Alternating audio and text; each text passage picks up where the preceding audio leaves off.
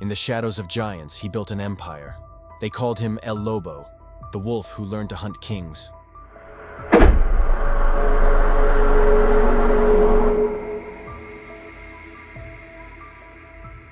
In the fertile valleys of Michoacán, Mexico, where avocado orchards stretched toward distant mountains and the scent of earth mixed with gunpowder, Oscar Nava Valencia was born in 1970 into a world already stained with blood.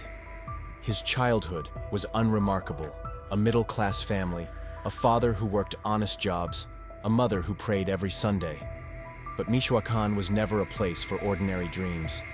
The Tierra Caliente region, hot and unforgiving, had already become a breeding ground for something darker than poverty. It was a place where the government's reach ended at the city limits, where the real power lived in the mountains, in the hands of men who answered to no one. Young Oscar watched.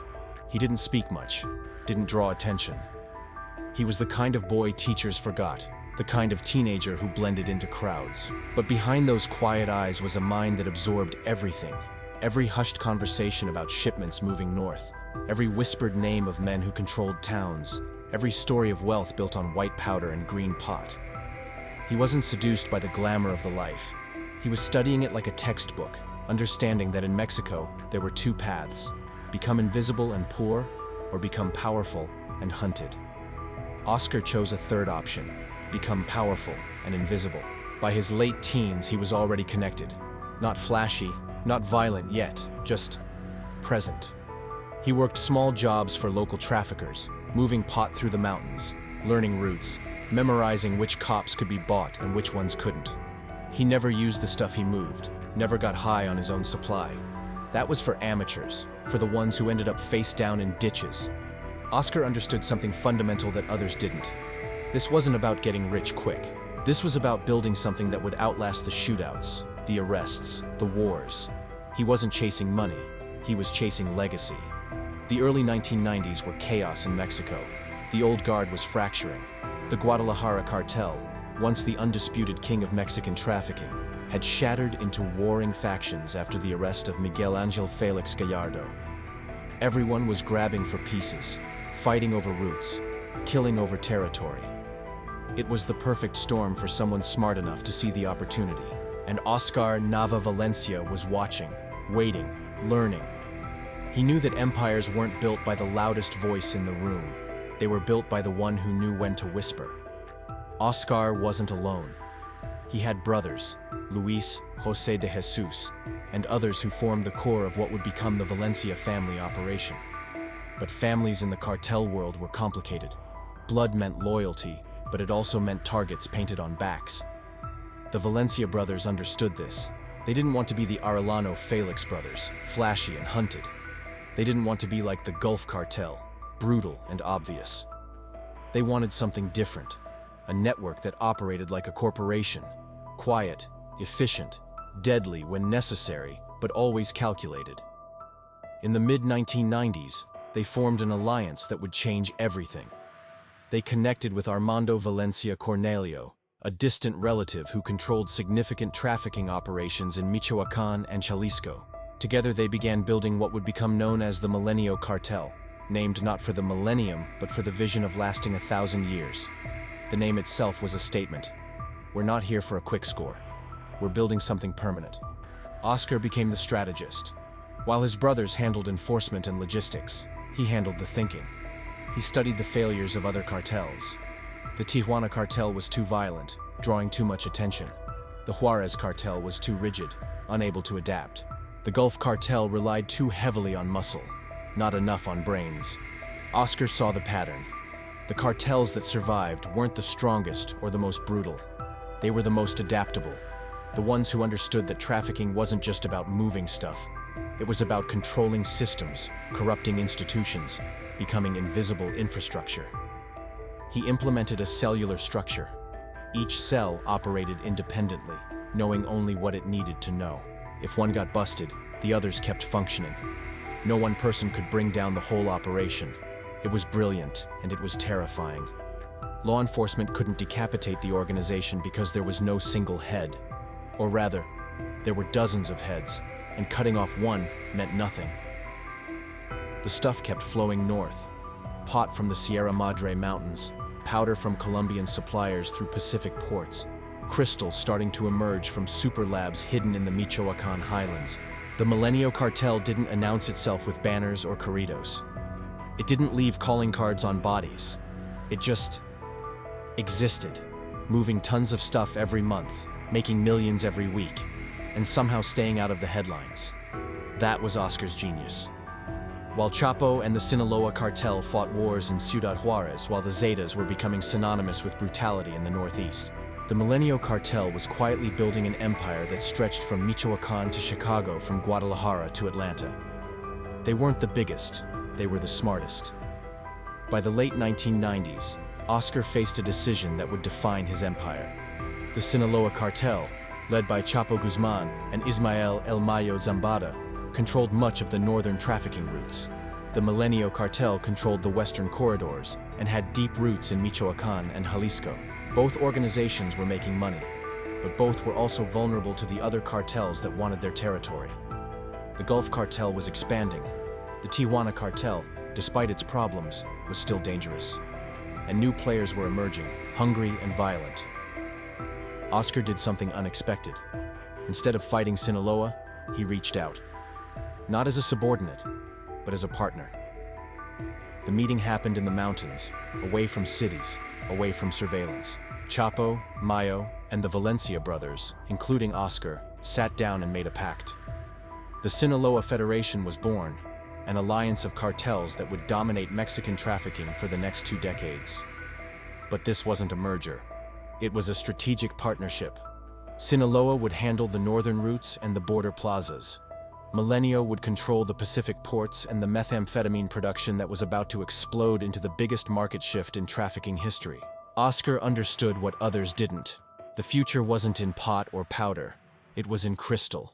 Methamphetamine was cheap to produce, insanely addictive, and the profit margins were astronomical.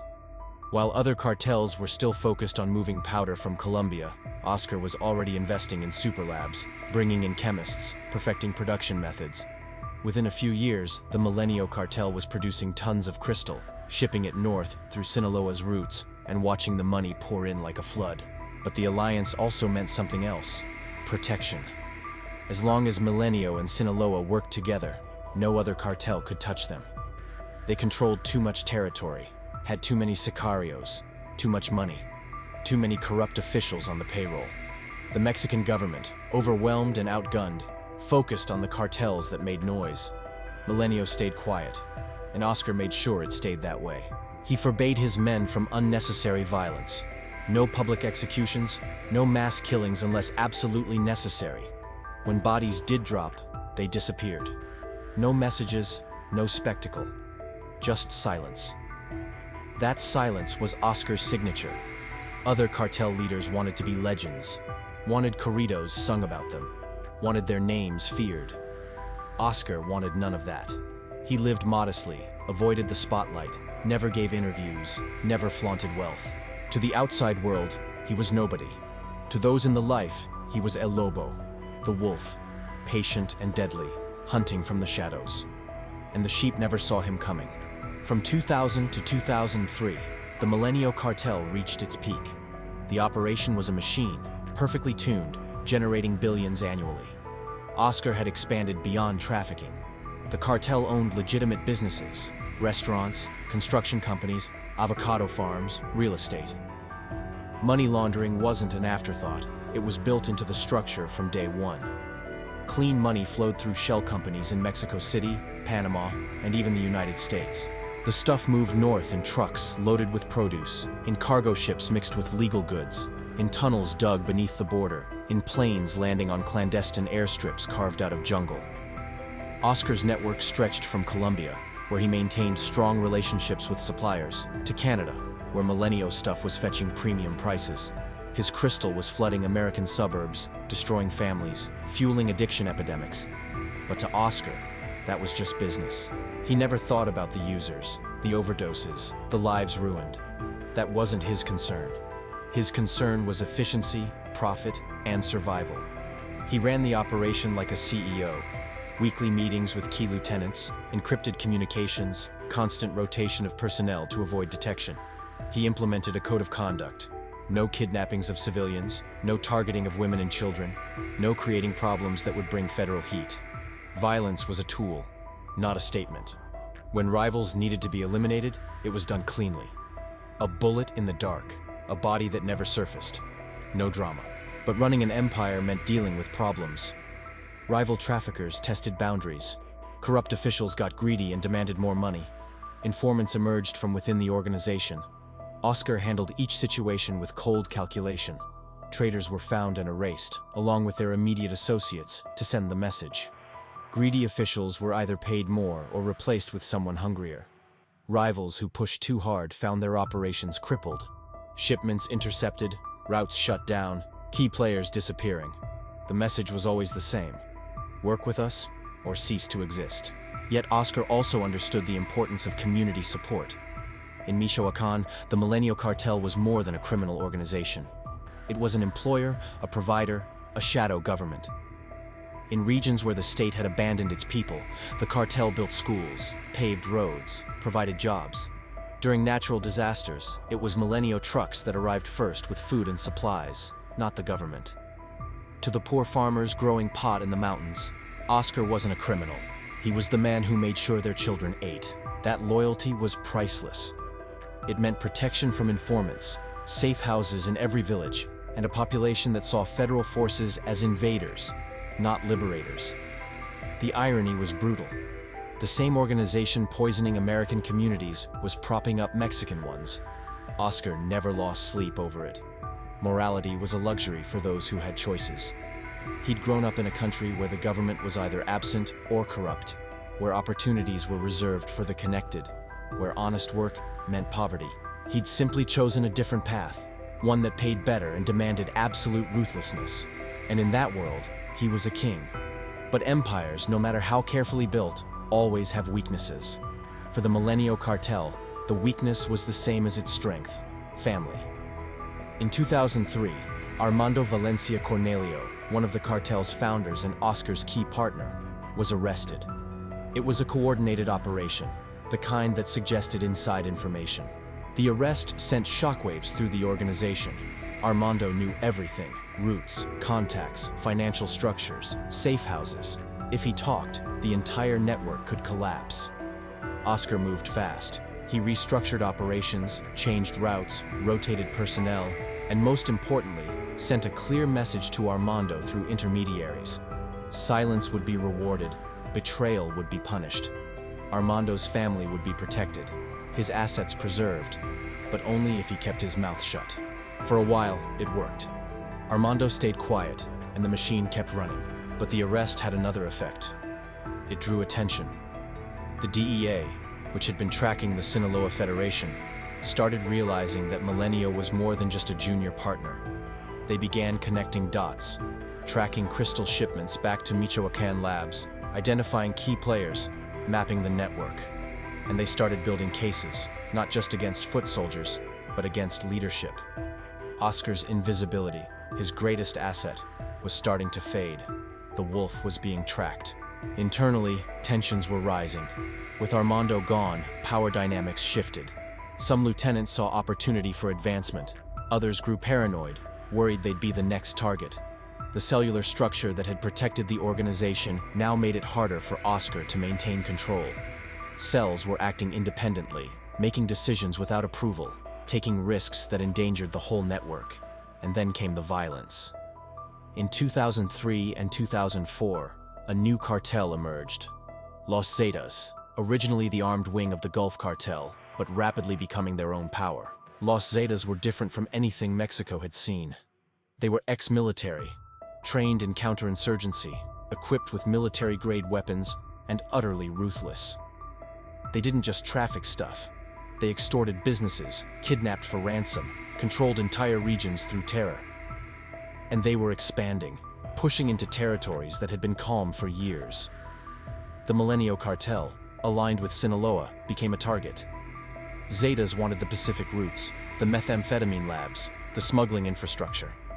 Oscar tried to negotiate, tried to find a peaceful resolution, but Zetas didn't negotiate, they conquered. The violence Oscar had worked so hard to avoid became unavoidable. Shootouts erupted in Michoacán. Bodies started appearing again, hanged from bridges, dismembered, with messages carved into flesh.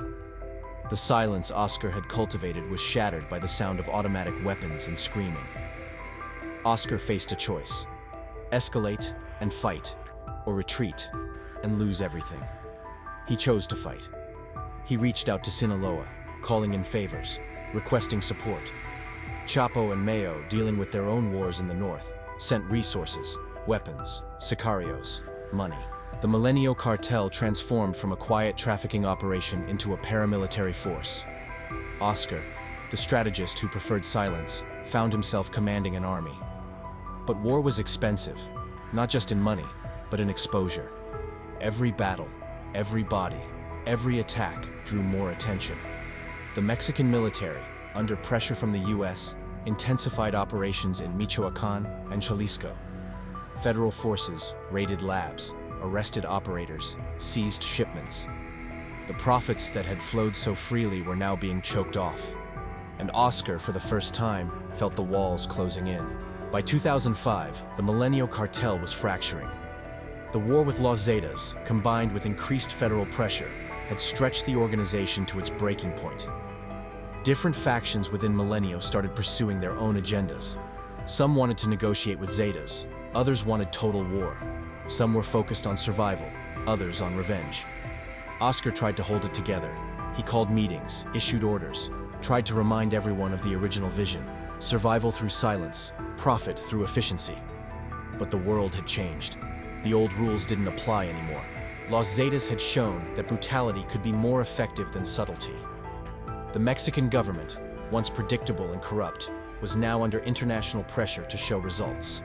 And the United States, flooding billions into the war on drugs, was demanding extraditions, aggressive prosecutions, dismantling of cartels. The split, when it came, was inevitable. A faction of the Arellano Cartel, led by brothers who wanted more autonomy, broke away and formed La Familia Michoacana.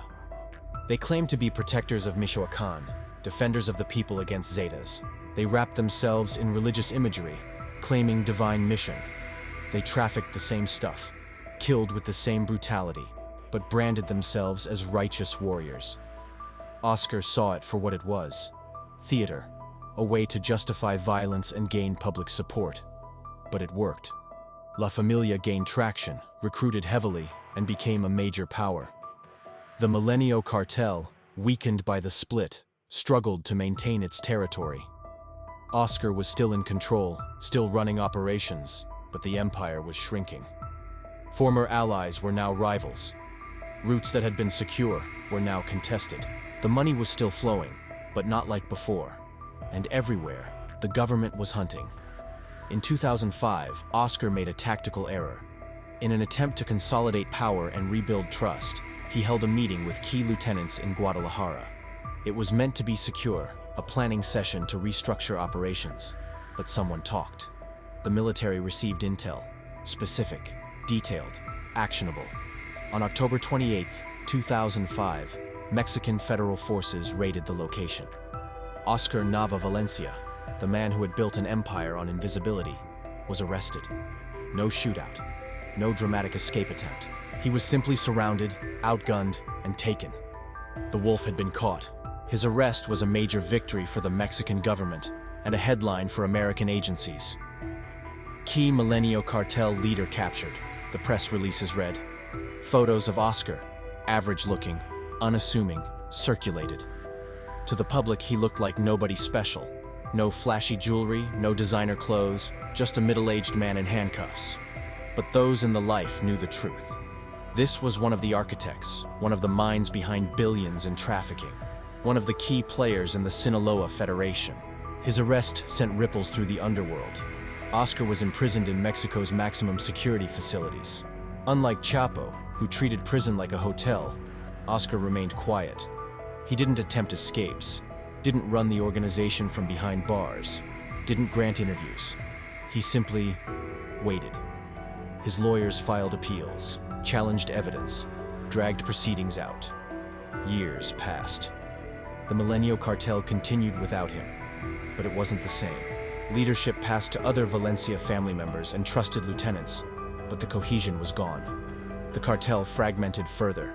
Some factions merged with other organizations, some became independent operators, some were absorbed by enemies. The name Milenio faded from the headlines, replaced by La Familia Michoacana, then later by the Knights Templar Cartel, and eventually by the Jalisco New Generation Cartel, each claiming to be successors, each building on the infrastructure Oscar had created. But Oscar's story wasn't over. In 2012, he was extradited to the United States. The Mexican government, eager to show cooperation with American law enforcement, handed him over. He was flown to a U.S. federal court, charged with conspiracy to distribute powder, crystal, and pot, money laundering, and operating a continuing criminal enterprise. The evidence was overwhelming. Wiretaps, financial records, testimony from cooperating witnesses who'd been arrested and flipped. Oscar's trial was not public spectacle like Chapo's would later be. It was quiet, methodical, clinical. Prosecutors laid out the network he'd built, the tons of stuff he'd moved, the billions he'd made. Defense attorneys argued entrapment, challenged evidence, questioned witnesses. But the outcome was never in doubt. In 2013, Oscar Nava Valencia was convicted on all counts and sentenced to 45 years in federal prison. He was sent to a high-security facility, a place designed to hold men who'd commanded armies and corrupted governments. No visitors except lawyers, no phone calls, no contact with the outside world. The man who'd built an empire vanished into the American prison system, just another number, just another inmate in an orange jumpsuit. Today, Oscar Nava Valencia sits in a cell thousands of miles from the Michoacan mountains where he started. He's in his 50s now, graying, forgotten by most. The press has moved on to newer, flashier villains. His name doesn't appear in corridos. No Netflix series tells his story. To the world, he's nobody. Just another trafficker who got caught, another casualty of the drug war. But in the shadows, his legacy endures. The infrastructure he built, the routes, the networks, the cellular structure, is still being used. The Jalisco New Generation Cartel, which rose from the ashes of the Milenio Cartel, is now one of the most powerful trafficking organizations in the world. They're using Oscar's playbook: diversification, corruption, calculated violence, and most importantly, adaptation. They traffic powder, crystal, pot, dope, and even fentanyl, the new king of profits. They operate across continents, making billions, staying one step ahead of law enforcement. The methamphetamine epidemic that Oscar helped create has devastated communities across America. Small towns in the Midwest, suburbs in the South, cities on both coasts, all drowning in crystal, all contributing to the billions that flow south every year. The war on drugs, despite decades of effort and hundreds of billions spent, has failed to stop the flow. If anything, it's gotten worse. Because men like Oscar understood something fundamental. As long as there's demand, there will be supply. And as long as there are people desperate enough to risk everything, the stuff will keep moving north. Oscar's imprisonment changed nothing. The Milenio Cartel may have fragmented, but its pieces are still operating. His brothers, his cousins, his lieutenants, many are still free, still trafficking, still making money. Some have been arrested, some have been killed, but others have taken their places. The machine he built keeps running because it was designed to run without him. That was the genius of it. He made himself replaceable, and in doing so, made himself immortal. In Michoacan, old-timers still speak of him with a mix of respect and fear. El Lobo, they whisper, the wolf who built an empire. Young men, seeing no future in legal work, still look up to the legend, still dream of following his path. The cycle continues, fed by poverty, corruption, and the insatiable appetite for stuff north of the border. Oscar didn't invent that cycle, but he mastered it, refined it, turned it into a science. The question that haunts law enforcement is simple. Did catching Oscar matter? 45 years in prison seems like justice. But the organization he founded is stronger than ever. The stuff flows in greater quantities than when he was free. More people are dying from overdoses. More violence plagues Mexico. More corruption undermines institutions. Cutting off one head of the Hydra just led to 10 more growing in its place. Oscar himself probably doesn't care. He's alive, which is more than many of his contemporaries can say.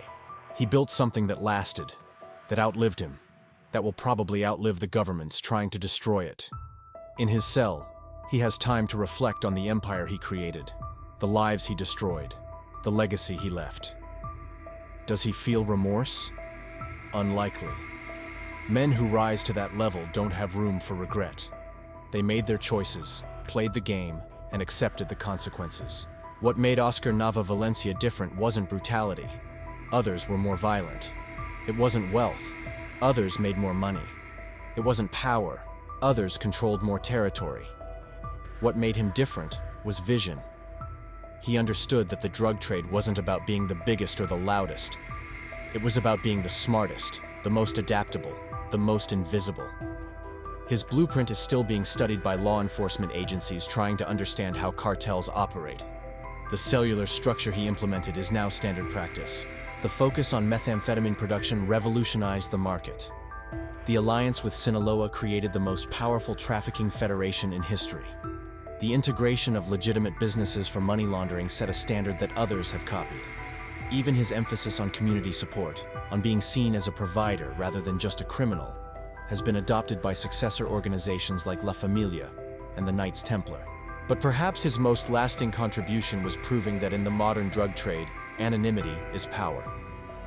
While other cartel leaders became celebrities, appeared on Forbes lists, had bounties in the millions on their heads, Oscar remained a ghost. Law enforcement didn't prioritize him because they didn't know how important he was. The media didn't chase him because he wasn't flashy. And that invisibility allowed him to operate longer, build bigger, and leave a legacy that's still shaping the trafficking world today. The tragedy is that all his intelligence, all his strategic thinking, all his ability to build complex organizations. Imagine what he could have accomplished in a legal world. With his mind, he could have been a successful businessman, a political leader, an innovator in any field. But he was born in a place and time where those paths were closed to him, where the only way out of poverty was through the shadow economy. Mexico's loss was the cartel world's gain. In his cell, Oscar Nava Valencia is cut off from the empire he built. He can't issue orders, can't coordinate shipments, can't even know what's happening in Michoacan. The world has moved on without him. But his legend persists in the places that matter. In the mountains where labs still cook crystal. In the border towns where stuff still crosses north in the networks of corrupted officials who still take money to look the other way. Young sicarios who weren't even born when Oscar was free now operate within structures he designed. Chemists refine methods he pioneered. Traffickers use routes he mapped. Money launderers clean cash through systems he created. The Milenio cartel may be fractured, its name relegated to history, but its DNA is embedded in every major Mexican trafficking organization operating today. And somewhere, in some prison yard or some cell block, there are men who remember. Old lieutenants serving their own sentences, former partners who got caught in different raids, rivals who ended up in the same system. They remember El Lobo, the quiet one, the strategist who built an empire while others made noise. They remember the lessons he taught. Stay silent, stay smart, stay alive. Oscar's story is a mirror reflecting Mexico's tragedy. A brilliant mind twisted by circumstance. A capable leader building an empire of poison. A man who could have been great instead becoming a ghost. He didn't create the drug trade, didn't invent the violence, didn't start the corruption. But he mastered all of it, refined it, turned it into an art form. And in doing so, he became part of the machine that keeps grinding, keeps destroying, keeps making billions while leaving bodies and broken lives in its wake. The wolf sits in his cage now, but his howl still echoes through the mountains of Michoacan. Because Oscar Nava Valencia wasn't just a man, he was a blueprint, he was a warning. He was proof that intelligence and ambition, without morality and opportunity, can build empires that poison generations. And somewhere, right now, another young man in Michoacan is watching, learning, dreaming. He sees the poverty around him, sees the government's absence, sees the power and money that trafficking offers. He's studying the old stories, learning from past mistakes, planning his own rise. He'll use different methods, exploit different markets, maybe traffic fentanyl instead of crystal, maybe operate through cryptocurrencies instead of cash. But he'll follow the same blueprint Oscar created, refined for a new era. The cycle continues. The stuff keeps flowing. The money keeps corrupting.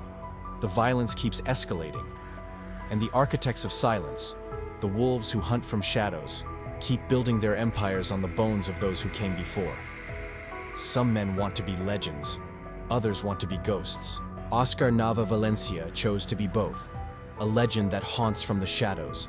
A ghost that built an empire. They put him in a cage, but his blueprint is still out there, still being followed, still feeding the machine. Because you can cage a wolf, but you can't kill the howl.